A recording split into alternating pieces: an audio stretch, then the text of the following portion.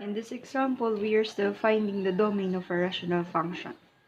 Now, given g of x, let's find the factors of the denominator except the numerator because it's already in its factored form.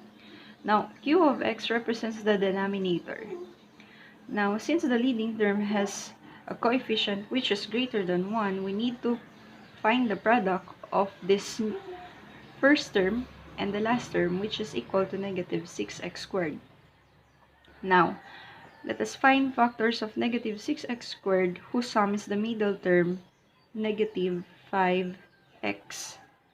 And those factors of negative 6x squared whose sum is negative 5x are negative 6x and positive x. Now, we copy the first term, which is 2x squared, bring down minus 6x plus x minus 3. Now, we factor this one using the grouping method. The first two terms will serve as our first group and the last two terms is our last group. Now, let us factor each of the groups. For 2x squared minus 6x, the GCF is 2x. So we have 2x times the quotient of 2x squared minus 6x to 2x. And that will be x minus 3. 2x squared divided by 2x is x. And negative 6x divided by 2x is negative 3. Plus, the GCF of x minus 3 is 1.